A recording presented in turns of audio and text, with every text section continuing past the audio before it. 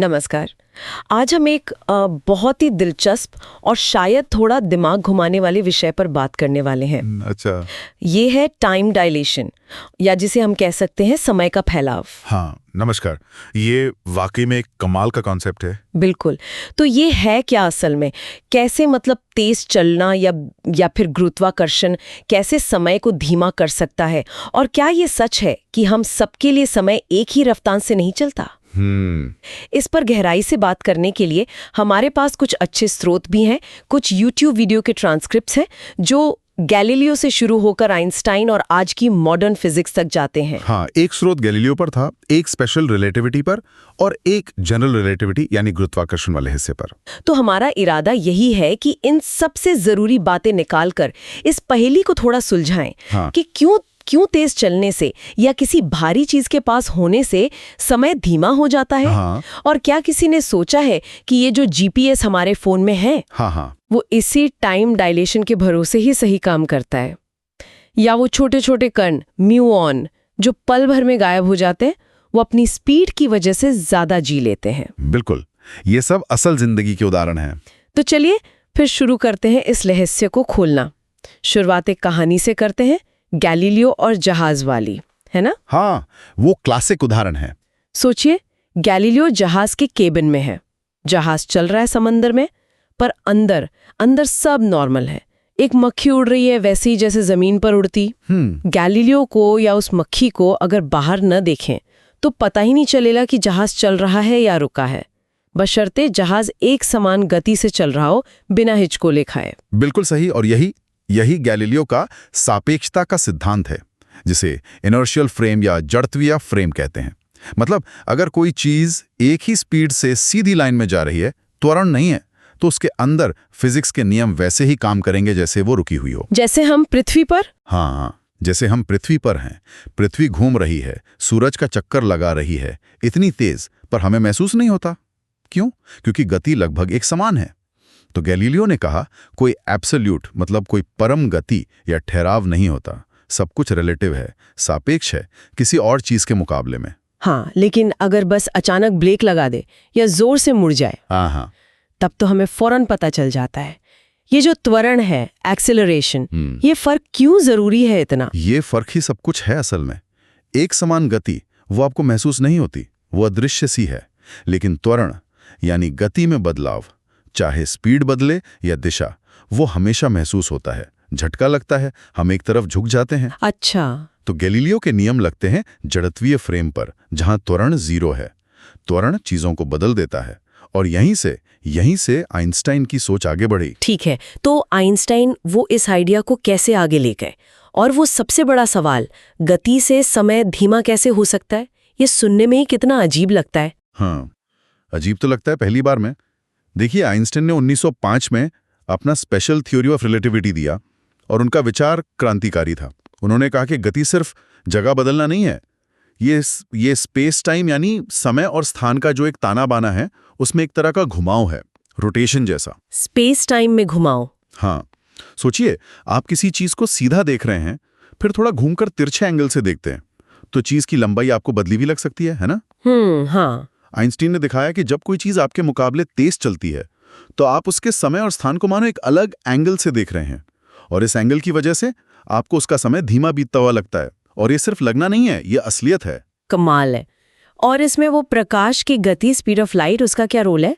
एक स्रोत में वो लाइट क्लॉक वाला एक्सपेरिमेंट था, रॉकेट में ऊपर नीचे जाती लाइट। हाँ, वो लाइट क्लॉक वाला उदाहरण वो इस थ्योरी के बिल्कुल केंद्र में है। आइंस्टाइन के सिद्धांत का दूसरा बड़ा आइडिया ये है कि प्रकाश की गति, जिसे हम सी कहते हैं, वो यूनिवर्स में एब्सोल्यूट है। एब्सोल्यूट मतलब ये है कि वो हर किसी के लिए, हर देखने वाले के लिए हमेशा सेम रहती है, चाहे देखने वाला खुद कितनी भी तेजी से क्यों न चल रहा हो, ये कभी नहीं बदलती। अच्छा। अब सोचिए वो रॉकेट वाली घड़ी। रॉकेट में जो बैठा है उसके लिए लाइट सीधी ऊपर गई, टकराई, सीधी नीचे आई। Tick tock, simple. लेकिन अगर रॉकेट बहुत तेजी से चल रहा है, तो बाहर से जो देख रहा है उसे क्या दिखेगा? उसे दिखेगा कि लाइट को ऊपर और नीचे जाने के लिए एक लंबा तिरछा रास्ता लेना पड़ रहा है, डायगोनल पाथ।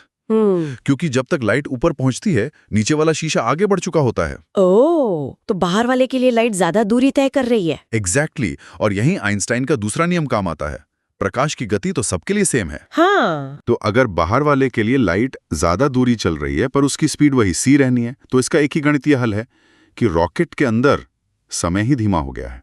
क्या बात है। हाँ, मतलब रॉकेट की घड़ी का टिक टॉक बाहर वाले की घड़ी के टिक टॉक से लंबा हो गया है, ताकि लाइट उस ज्यादा दूरी को उसी फिक्स्ड स्पीड से तय कर सके। और कमाल की बात यह है, जैसा एक स्रोत ने कहा भी, कि ये लाइट की स्पीड का कांस्टेंट होना भी एक तरह से गैलीलियो के सिद्धांत का ही लॉजिकल नतीजा माना जा सकता है। वाह। लेकिन यहाँ एक और उलझन है जिसका जिक्र था एक स्रोत में, विरोधाभास या पैराडॉक्स के तौर पर। हाँ। अगर दो लोग हैं, मान लीजिए एक स्पेसशिप में, दूसरा स्पेस स्टेशन पर, और दोनों एक दूसरे के मुकाबले तेज चल रहे हैं, तो थ्योरी के हिसाब से दोनों को लगेगा कि दूसरे का समय धीमा है। शिप वाले को लगेगा स्टेशन वाले की घड़ी स्लो है, स्टेशन वाले को लगेगा शिप वाले की। ये कैसे हो सकता है? दोनों एक दूसरे को धीमा कैसे देख सकते हैं? ये तो अजीब है। हाँ, ये मशहूर ट्विन पैराडॉक्स या जुड़वा विरोधाभास का ही एक रूप है, और पहली नजर में बिल्कुल विरोधाभासी लगता है, लेकिन ये रिलेटिविटी के अंदर पूरी तरह से कंसिस्टेंट है। इसका गहरा कनेक्शन है सिमिल्टेनिटी की रिलेटिविटी से, मतलब एक साथ होने की सापेक्षता से, जिस पर हम अभी आएंगे। शॉर्ट में कहें तो जब तक दोनों एक समान गति से चल रहे हैं, वो एक दूसरे को धीमा देखेंगे, और इसमें कोई विरोधाभास नहीं है। प्रॉब्लम तब लगती है जब हम सोचते हैं कि वो मिले और अपनी घड़ियां मिलाएं। उसके लिए किसी एक को मुड़ना पड़ेगा, स्पीड बदलनी पड़ेगी, मतलब त्वरण होगा। और जैसे ही त्वरण होता है, सिमेट्री टूट जाती है। अच्छा, पर ये सिर्फ थ्योरी तो नहीं है ना? आपने शुरू में कहा था। नहीं, बिल्कुल नहीं। इसके पक्के सबूत हैं। जैसे वो म्यूऑन वाला उदाहरण। बिल्कुल, म्यूऑन। ये हमारे वायुमंडल में ऊपर बनते हैं जब कॉस्मिक किरणें हवा से टकराती हैं। ये बहुत कम देर टिकते हैं, सिर्फ 2.2 माइक्रोसेकंड औसतन। बहुत ही कम। हाँ, इतनी कम उम्र में अगर वो लाइट की स्पीड से भी चलें, तो भी कुछ 100 मीटर चल के खत्म हो जानी चाहिए, पृथ्वी की सतह तक पहुंचने से बहुत पहले। लेकिन हम उन्हें यहाँ जमीन पर डिटेक्ट करते हैं। बहुत सारे म्यूऑन पहुंचते हैं। पर कैसे? क्योंकि वो चलते हैं प्रकाश की गति के लगभग 99% से भी ज्यादा तेजी से, और इस भयानक स्पीड की वजह से उनका अंदरूनी समय हमारे हिसाब से बहुत ज्यादा धीमा हो जाता है। Time dilation. उनका वो 2.2 माइक्रोसेकंड का जीवन काल हमारे लिए कई गुना लंबा हो जाता है, और इतने बड़े हुए समय में वो आराम से पूरा एटमॉस्फेयर पार करके नीचे पहुंच जाते हैं। ये टाइम डायलेशन का सीधा सबूत है। और जीपीएस? और हाँ, जीपीएस सैटेलाइट्स पृथ्वी का चक्कर बहुत तेजी से लगाते हैं। इस वजह से उनकी घड़ियां हमारे मुकाबले रोज थोड़ा धीमी चलती हैं, करीब 7 माइक्रोसेकंड रोज। अगर इसका हिसाब ना रखा जाए तो जीपीएस कुछ ही मिनटों में बेकार हो जाएगा, गलत लोकेशन बताएगा। तो ये तो रोजमर्रा की चीजों में इस्तेमाल हो रहा है। हाँ बिल्कुल, इंजीनियरिंग में रिलेटिविटी का रोज का सबूत। कमाल है। अच्छा, एक और सवाल जो एक स्रोत से उठा था, अगर कोई एस्ट्रोनॉट बहुत तेजी से जाए, मान लीजिए लाइट स्पीड के करीब, किसी दूर के तारे तक, जैसे अल्फा सेंटोरी, 4 प्रकाश वर्ष दूर है वो, हाँ, तो उसके लिए टाइम धीमा होगा, तो क्या वो अपनी घड़ी के हिसाब से 4 साल से कम में पहुंच सकता है? हाँ, बिल्कुल पहुंच सकता है। और यहाँ सिर्फ टाइम डायलेशन नहीं है, एक और चीज होती है साथ में। क्या? उसे कहते हैं लॉरेंट्स कॉन्ट्रैक्शन, लंबाई का सिकुड़ना। लंबाई का सिकुड़ना? हाँ, जैसे गति समय को फैलाती है हमारे लिए, वैसे ही वो लंबाई या दूरी को सिकुड़ती है हमारे लिए। जो चीज तेज चल रही है वो हमें गति की दिशा में छोटी या पिचकी हुई दिखेगी। यानी सिर्फ समय नहीं, लंबाई भी रिलेटिव है। एकदम सही। और मजे की बात यह है कि ये सिकुड़ना भी उसी गणितीय फैक्टर लॉरेंट्स फैक्टर से होता है जिससे टाइम धीमा होता है। ये दोनों जुड़े हुए हैं। अच्छा, तो अल्फा सेंटोरी वाले सवाल का जवाब दोनों तरफ से सही बैठता है। पहला, जो पृथ्वी पर बैठा है उसके नजरिए से एस्ट्रोनॉट की घड़ी धीमी चल रही है, टाइम डायलेशन। तो भले ही दूरी 4 प्रकाश वर्ष है, उसकी घड़ी पर 4 साल से कम बीतेंगे। मान लो घड़ी 10 गुना धीमी हो गई तो उसे लगेंगे सिर्फ 0.4 साल, पृथ्वी पर 4 साल से थोड़ा ज्यादा बीतेगा। ठीक है। दूसरा, एस्ट्रोनॉट के नजरिए से उसकी घड़ी तो नॉर्मल चल रही है, उसे अपना टाइम धीमा महसूस नहीं होता, लेकिन उसके लिए पृथ्वी और अल्फा सेंटोरी के बीच की दूरी ही सिकुड़ गई है, लॉरेंस कॉन्ट्रैक्शन। ओह, दूरी सिकुड़ गई। हाँ, अगर उसका टाइम 10 गुना धीमा हुआ पृथ्वी वाले के हिसाब से, तो उसके लिए दूरी भी 10 गुना सिकुड़कर सिर्फ 0.4 प्रकाश वर्ष रह गई है। तो अपनी नॉर्मल घड़ी और इस घटी हुई दूरी के हिसाब से वो 0.4 साल में पहुंच जाएगा। वाह, दोनों तरह से जवाब वही। हाँ, नतीजा सेम है, यात्री के लिए यात्रा कम समय लेती है। ये स्पेस टाइम के घूमने जैसा है, समय और स्पेस दोनों के माप बदल जाते हैं। ये तो अविश्वसनीय है। अच्छा, ये सब तो हुई गति की बात, लेकिन शुरू में हमने गुरुत्वाकर्षण, ग्रेविटी का भी जिक्र किया था। क्या ग्रेविटी भी समय को अफेक्ट करती है? हाँ, बिल्कुल करती है। और ये है आइंस्टाइन का दूसरा महान सिद्धांत, जनरल थ्योरी ऑफ रिलेटिविटी, 1915 का। General theory of relativity gravity को एक बिल्कुल नए नजरिए से देखती है। ये कोई खिंचाव की फोर्स नहीं है, बल्कि ये भारी चीजों जैसे ग्रह या तारे, इनके द्वारा अपने आसपास के स्पेस टाइम के ताने बाने में पैदा की गई एक वक्रता है, कर्वेचर। जैसे भारी गेंद रखने से चादर में गड्ढा पड़ जाता है। स्पेस टाइम में गड्ढा? हाँ, एक तरह से। और इस सिद्धांत का नतीजा ये है कि जहां ग्रेविटी ज्यादा मजबूत होती है, जहां ये कर्वेचर ज्यादा होता है, वहां समय धीमा चलता है। ग्रेविटी समय को धीमा करती है, ये कैसे जुड़ा? आइंस्टाइन ने इसे इक्विवेलेंस प्रिंसिपल या समतुल्यता सिद्धांत से समझाया। सोचिए, आप एक बंद लिफ्ट में हैं, कोई खिड़की नहीं। अगर आपको अपना वजन महसूस हो रहा है, तो आप ये नहीं बता सकते कि लिफ्ट पृथ्वी पर खड़ी है, ग्रेविटी के कारण वजन, या फिर लिफ्ट अंतरिक्ष में ऊपर की ओर तेजी से एक्सेलरेट हो रही है, जिससे आप नीचे दबेंगे और वजन महसूस होगा। हाँ, ये तो सही है। आइंस्टाइन ने कहा कि ग्रेविटी का असर और एक्सेलरेशन का असर लोकल लेवल पर आप इनमें फर्क नहीं कर सकते, वो अप्रभेद्य हैं, इनडिस्टिंग्विशेबल। और चूंकि हमने स्पेशल रिलेटिविटी में देखा कि एक्सेलरेशन, जो गति में बदलाव है, समय को प्रभावित कर सकता है, और अगर एक्सेलरेशन और ग्रेविटी एक जैसे हैं, तो लॉजिकली ग्रेविटी को भी समय को प्रभावित करना चाहिए। अरे वाह, ये तो बहुत क्लेवर कनेक्शन है। इसका कोई असली उदाहरण? फिर से जीपीएस। हाँ, जीपीएस सैटेलाइट्स पृथ्वी से बहुत ऊपर हैं। वहां पृथ्वी की ग्रेविटी थोड़ी कमजोर है। इस कमजोर ग्रेविटी की वजह से उनकी घड़ियां पृथ्वी की सतह की घड़ियों के मुकाबले थोड़ी तेज चलती हैं, लगभग 45 माइक्रोसेकंड रोज तेज। तेज? ओ अच्छा, ग्रेविटी कम तो टाइम तेज। हाँ, लेकिन जैसा हमने पहले देखा, वो बहुत तेज घूम भी रहे हैं।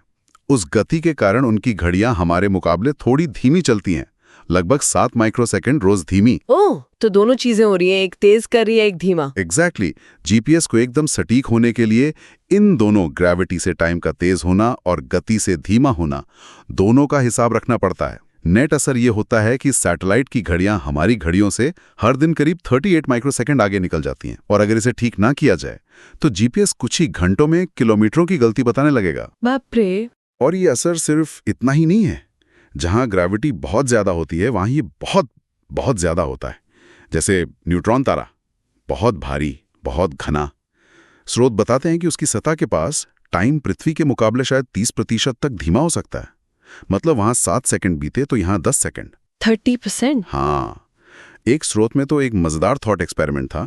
अगर आप न्यूट्रॉन तारे पर एक 4 मंजिला इमारत बना दें, जो कि नामुमकिन है जाहिर है, तो सबसे ऊपर वाली मंजिल पर ग्रेविटी नीचे से थोड़ी कम होगी। इस फर्क से चौथी मंजिल की घड़ी ग्राउंड फ्लोर की घड़ी से लगभग दोगुनी तेज चलेगी। दोगुनी तेज एक ही बिल्डिंग में? हाँ। और ब्लैक होल का जो इवेंट होराइजन है, वो बाउंड्री जिसके पार कुछ नहीं आ सकता, वहां तो बाहर से देखने वाले के लिए टाइम अनंत रूप से धीमा हो जाता है, मतलब जैसे थम भी गया हो। ये सब इसलिए क्योंकि मास और एनर्जी स्पेस टाइम को मोड़ते हैं, और टाइम उसी मुड़े हुए रास्ते पर चलता है। ये सब सुनकर तो मेरा सिर ही घूम गया। तो इसका मतलब क्या है फिर? अगर हर किसी का टाइम अलग अलग स्पीड से चल सकता है ग्रेविटी और मोशन के हिसाब से, तो फिर अभी मतलब नाव का क्या मतलब रहा, या एक साथ होने का? क्या कोई ऐसा पल है जो पूरे यूनिवर्स में सबके लिए अभी हो? ये रिलेटिविटी का एक और बहुत गहरा और चौंकाने वाला नतीजा है, और जवाब है नहीं। नहीं, कोई यूनिवर्सल अभी नहीं है। जो घटना एक इंसान के लिए एक ही समय पर होती हुई दिखती हैं, सिमल्टेनियस, जरूरी नहीं कि वो किसी दूसरे इंसान के लिए भी जो पहले के मुकाबले चल रहा है एक ही समय पर हो। अच्छा, इसे कहते हैं रिलेटिविटी ऑफ सिमल्टेनिटी, एक साथ होने की सापेक्षता। एक स्रोत में ट्रेन वाला उदाहरण था। सोचिए, एक लंबी ट्रेन है, ठीक बीच में एक बल्ब जलता है, तो ट्रेन में जो बैठा है उसे लगेगा कि लाइट आगे और पीछे के दरवाजों तक एक साथ पहुंची। हाँ ठीक है। लेकिन अगर कोई प्लेटफॉर्म पर खड़ा होकर उस चलती हुई ट्रेन को देख रहा है, तो उसे लगेगा कि लाइट पिछले दरवाजे तक पहले पहुंची। क्यों? क्योंकि पिछला दरवाजा लाइट की तरफ आ रहा था और अगला दरवाजा लाइट से दूर जा रहा था। तो जो घटनाएं लाइट का दरवाजों तक पहुंचना ट्रेन वाले के लिए एक साथ हुई, वो प्लेटफॉर्म वाले के लिए एक साथ नहीं हुई। अरे बाप रे, यानी एक साथ होना भी देखने वाले पे निर्भर करता है। बिल्कुल, ये कुछ वैसा ही है जैसे आप एक लंबी छड़ी को देखें, क्या उसके दोनों सिरे आपसे बराबर दूरी पर हैं? यह निर्भर करता है आप किस एंगल से देख रहे हैं। एंगल बदला तो दूरियां बदल सकती हैं। एक साथ होना भी टाइम में ऐसा ही एक रिलेटिव कॉन्सेप्ट है। आपका अभी किसी और के अभी से अलग हो सकता है, सिर्फ इसलिए कि आप दोनों चल रहे हैं। हर किसी का अपना वर्तमान है। ये सब जानकर कुछ स्रोतों में ये सवाल भी उठा कि क्या समय सिर्फ एक भ्रम है, हमारे दिमाग की उपज? क्या ये असल में है ही नहीं? हाँ, ये एक बहुत गहरा दार्शनिक और सैद्धांतिक सवाल है। इस पर बहुत बहस होती है। एक विचार है जिसका जिक्र था, वो है ब्लॉक यूनिवर्स का। Block universe? हाँ, इस विचार के हिसाब से जैसे स्पेस के 3 डायमेंशन हैं, वैसे ही टाइम भी एक डायमेंशन है। और जैसे स्पेस के सारे पॉइंट एक साथ मौजूद हैं, वैसे ही टाइम के भी सारे पॉइंट, पास्ट, प्रेजेंट, फ्यूचर, सब एक साथ एक 4 डायमेंशनल ब्लॉक की तरह हमेशा से मौजूद है और हमेशा रहेंगे। सब कुछ एक साथ? हाँ, और ये जो हमें लगता है कि समय बह रहा है, हम पल पल आगे बढ़ रहे हैं, ये शायद सिर्फ हमारी चेतना का एक भ्रम हो। इस नजरिए से तो सब कुछ पहले से तय है, फिक्स्ड है। लेकिन ये अभी बहुत अटकलों वाला क्षेत्र है। हमारी जो अभी की फिजिक्स है, खासकर क्वांटम मैकेनिक्स, वो शायद इशारा करती है कि भविष्य पूरी तरह से तय नहीं है और समय का बहना शायद सिर्फ भ्रम नहीं है। पर ये सवाल विज्ञान और फिलॉसफी की सरहदों पर हैं। तो आज हमने गैलीलियो के पहले विचारों से लेकर आइंस्टाइन के इन दिमाग चकरा देने वाले सिद्धांतों तक की एक यात्रा की और ये देखा कि समय वो सीधी सपाट नदी नहीं है जैसा हम सोचते थे। वो लचीला है, रबर बैंड जैसा। तेज चलो तो धीमा हो जाता है, भारी चीजों के पास जाओ तो धीमा हो जाता है, यहां तक कि दूरियां सिकुड़ जाती हैं। और एक साथ होने का मतलब भी इस पर निर्भर करता है कि कौन देख रहा है, कैसे चल रहा है। बिल्कुल, आज की बात से जो मुख्य चीजें निकलती हैं, पहली, टाइम एब्सोल्यूट नहीं है, वो देखने वाले पर निर्भर करता है। दूसरी, टाइम और स्पेस अलग नहीं बल्कि जुड़े हुए हैं, स्पेस टाइम। तीसरी, गति और गुरुत्वाकर्षण दोनों ही स्पेस टाइम को मोड़ते या घुमाते हैं, जिससे टाइम की रफ्तार बदलती है। और चौथी, जैसा म्योन और जीपीएस के उदाहरणों ने दिखाया, ये सिर्फ किताबी बातें नहीं हैं, इनके असली मापने लायक और जरूरी असर हैं। और जाते जाते एक विचार छोड़ जाते हैं सोचने के लिए, जो एक स्रोत के आखिर में भी आया था। अगर समय इतना लचीला है और अगर वो ब्लॉक यूनिवर्स जैसा कोई आइडिया थोड़ा भी सही हो सकता है, तो क्या ये हमें टाइम ट्रैवल के बारे में सोचने पर मजबूर नहीं करता? Time travel? हाँ, और उसके वो अजीबोगरीब पैराडॉक्स, जैसे वो ग्रैंडफादर पैराडॉक्स। क्या कोई सच में अतीत में जाकर अपने दादाजी से मिलने से पहले ही उन्हें रोक सकता है, जिससे वो खुद ही पैदा ना हो पाए? हाँ, ये क्लासिक विरोधाभास है। या फिर क्या यूनिवर्स के नियम ही ऐसे हैं कि वो ऐसे विरोधाभास होने ही नहीं देते? जैसा वो नोविकोव का प्रिंसिपल कहता है कि आप इतिहास बदल ही नहीं सकते, क्योंकि आपका अतीत में जाना वो हमेशा से ही इतिहास का हिस्सा था। ये बहुत बड़े सवाल हैं। बिल्कुल, इस दिलचस्प गुत्थी पर शायद हम भविष्य में कभी और बात करें, या फिर आप चाहें तो इस पर खुद और खोजबीन कर सकते हैं।